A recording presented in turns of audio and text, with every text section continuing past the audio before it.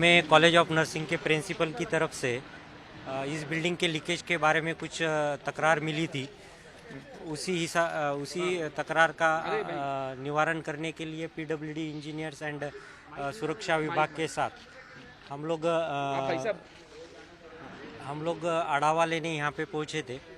आढ़ावा ख़त्म होने के बाद कुछ पुराने हमारे जो कर्मचारी है उन्होंने हमें बताया कि ये बिल्डिंग के नीचे कुछ बेसमेंट हो सकते हैं।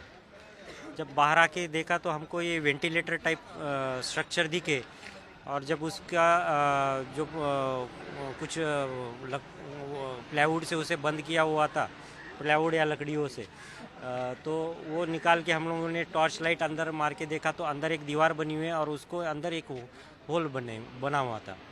तो सुरक्षा रक्षक की मदद से जब हम लोग अंदर पहुंचे तो अंदर हमें एक 40 बाय 40 का एक बड़ा बेसमेंट मिला जो कि 4 फीट हाइट में है और ऐसा अनुमान होता है कि ये वो साइड जो ये लेफ़्ट साइड है वो साइड के जाने के लिए उन्होंने बीच में ब्रिक्स कवर से ये बंद किए हुए हैं।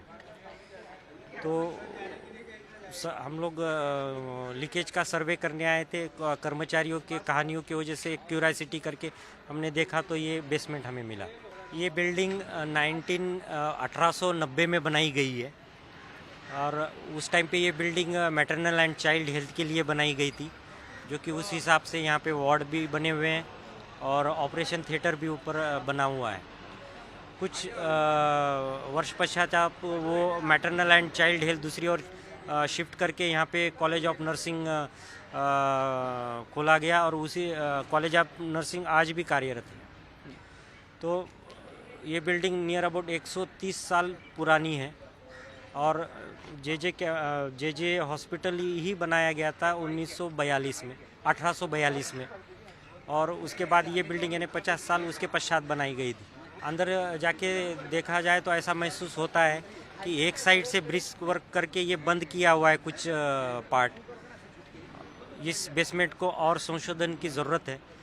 हमारे कुछ पुराने जो कर्मचारी है उनके हिसाब से, उनकी कहानियों के हिसाब से अगर देखा जाए तो उनका कहना है कि ये पेटेड बिल्डिंग और आयनी बिल्डिंग, एक नर्सिंग कॉलेज है हमारा, इसके नीचे से एक भुयार बना हुआ है और कुछ लोगों का ये भी कहना है कि यहाँ से भाऊचा धक्का ये 500 बीच से देखा जाए तो 500 मीटर की दूरी पे है, वहाँ तक ये रास्ते बने हुए, टनल्स बने हुए हैं, ऐसा उनका अनुमान है। लेकिन फ़िलहाल अंदर जाने के बाद ये बातें तो महसूस नहीं होती है, लेकिन और संशोधन की ज़रूरत महसूस होती है। जब ये बेसमेंट हमें मिला तो हमने माननीय अधिष्ठाता मैडम को इस बारे में इन्फॉर्मेशन दी है। उनके माध्यम से मैडम ने ये इन्फॉर्मेशन माननीय जिला अधिकारी साहब को भी दी है। इसके आगे की जो भी कार्रवाई है और जो भी संशोधन है ये माननीय जिला अधिकारी साहब के मार्गदर्शन के अंदर होगा। मेरी मम्मी यहाँ पे थी तब मैं मम्मी बताया करती थी, जब ये बनी ना तभी कुछ लड़ाई चल रही थी अपनी इंडिया पाकिस्तान, चीन इंडिया की।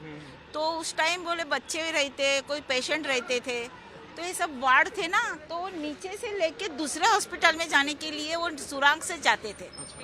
डिलीवरी वार्ड था, सामने था, यहाँ से कोई भी कहाँ पे से भी निकलना तो नीचे से जाते, क्योंकि ऊपर से जो लड़ाई चल रही थी इसलिए। और वो इमरजेंसी सब दौड़ते थे वहाँ से, जल्दी कुछ भी पेशेंट रहेगा वहाँ से सब वो लोग लेके जाते थे। बस ये जो है ना उसको घुमाओ मत, उसको रहने दो, क्योंकि ये रहना बहुत ज़रूरी है। आपको ये समझना चाहिए कि इससे कितना फ़ायदा हो रहा है आप लोग का। ये इतनी पुरानी बिल्डिंग है, उसको कुछ हम लोग को कुछ, अभी मेरी मम्मी ने मुझे बताया तो अभी आके मैं देख रही हूँ ना, नहीं यहाँ मेरी मम्मी बता रही थी, वो बंद कर दिया था मैं जॉब में लगी तभी, लेकिन मुझे पता चला ना मेरी मम्मी ये बता रही थी। लेकिन मुझे ऐसा आगे मैं मेरे बच्चे को बताऊँ यहाँ ऐसा है, ऐसे इसके लिए ये रहने देना, इसको निकाल मत देना, मेरा इतना ही रिक्वेस्ट है सरकार से।